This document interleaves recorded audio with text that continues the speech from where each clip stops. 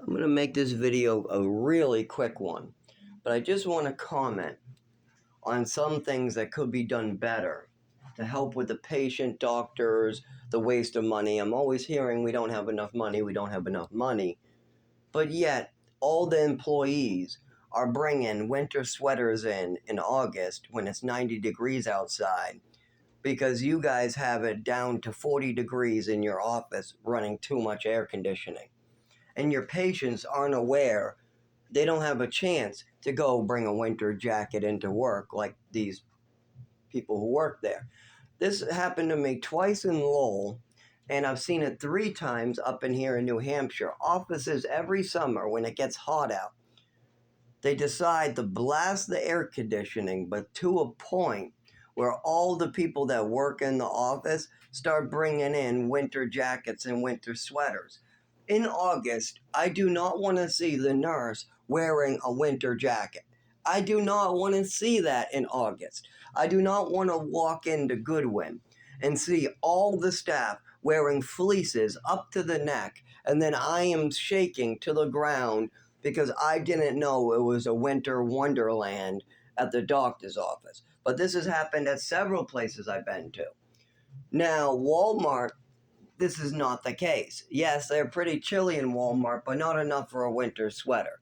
I've heard complaints from people working at Walmart in t-shirts that they need a long sleeve shirt, but not a winter jacket. We're talking maybe it's 55 in Walmart. These places have it to about the 40 range, to the point where the staff who work there are thinking that they have to wear big fluffy fleeces. You know, those big pink fleeces made out of plastic bottles, and you know, those big heavy winter jackets that people wear, stuff like that. Or the really, really thick hoodie pullovers. You know, the thick hoodie pullovers that you pull over. In the middle of August when it's 94 degrees outside, this was a couple years ago, but they're still doing it today. I walk in there, and it's literally so cold that all the people who work there are wearing winter clothing on indoors. Meanwhile, everybody, all the patients are bundled up. They all got their arms covered, crossed. They're all rubbing themselves, trying to get warm.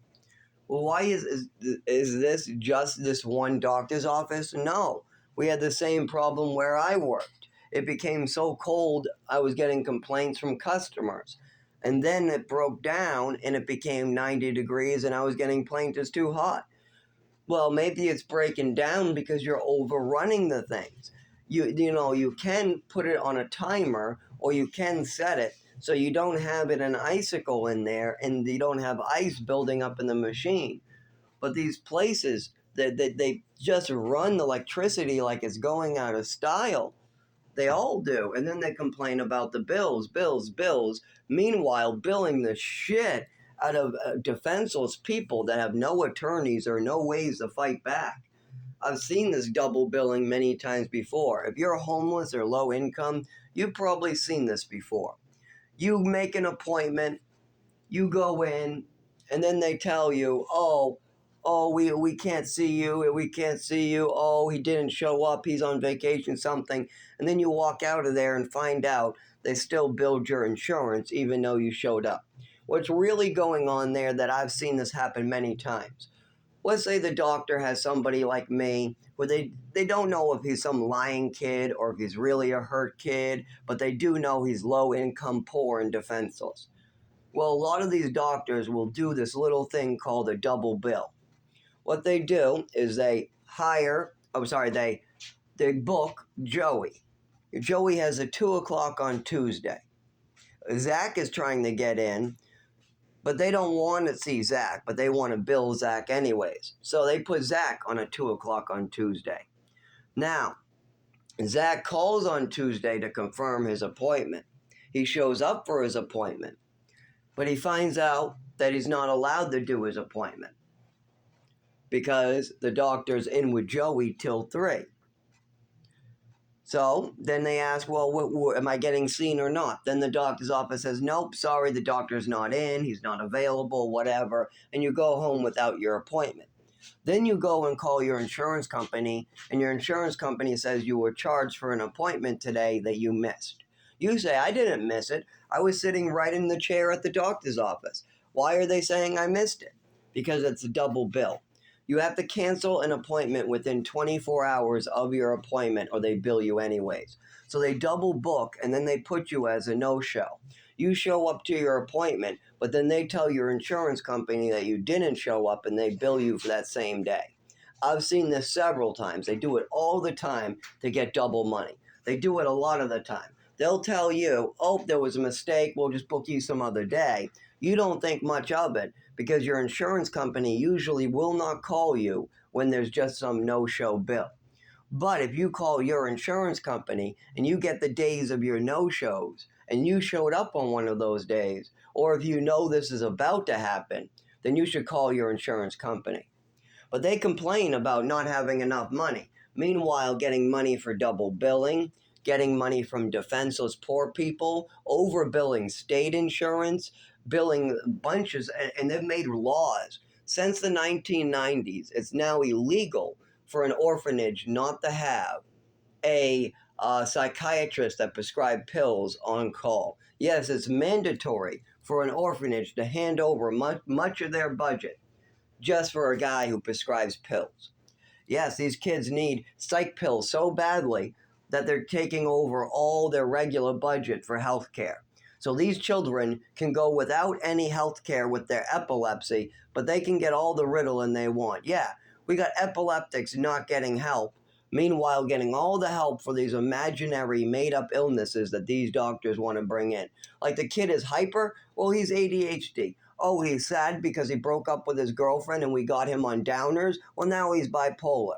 Oh, he has a crazy mother who brought a swimming medal to me. He's a liar. He's a thief, and we need to give him all these other pills. Oh, he's afraid of girls. Here's some Xanax. I mean, come on. It's normal for children to be afraid of girls. And these aren't me in my example. These are just when I was a teacher's aide working for the ECC for special needs kids, or when I was raising my brother's kid, or when I was raising my friend's kid, or any of those times.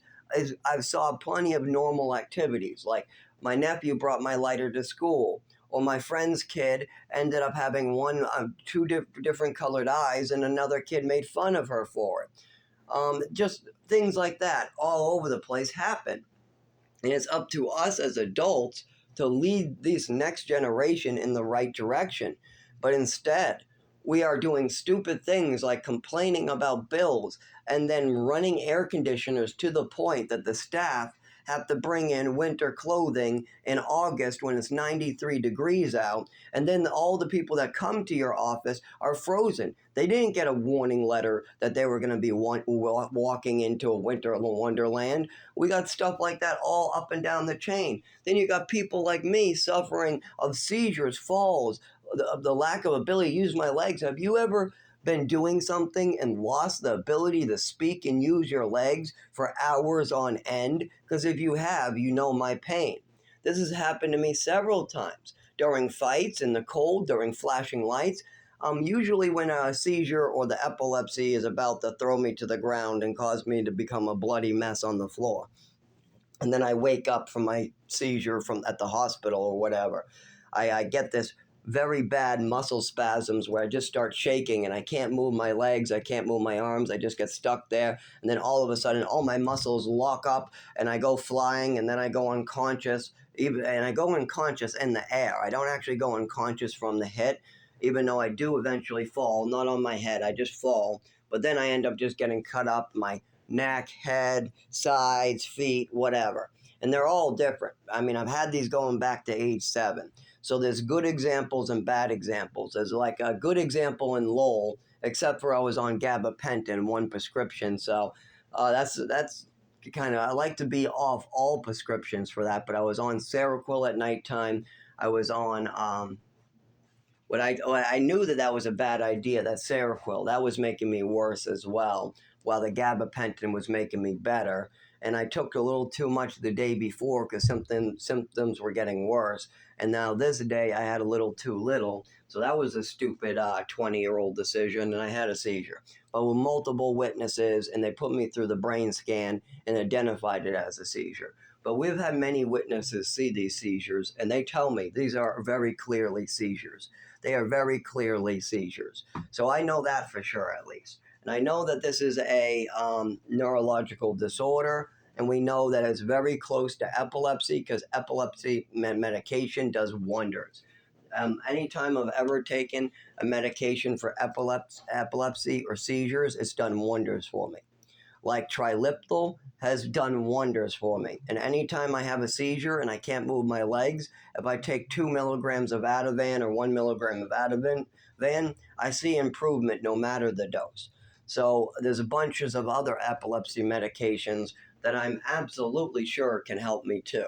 But I need a doctor to diagnose, prescribe, and write down what I'm telling him about my childhood, about my adulthood, about my seizures, about the cause of my illness, and then we can move forward with my life. But as long as we're just doing, hey, fall down some more and bleed and make our city some money, as long as I'm in that world, there's no hope for that.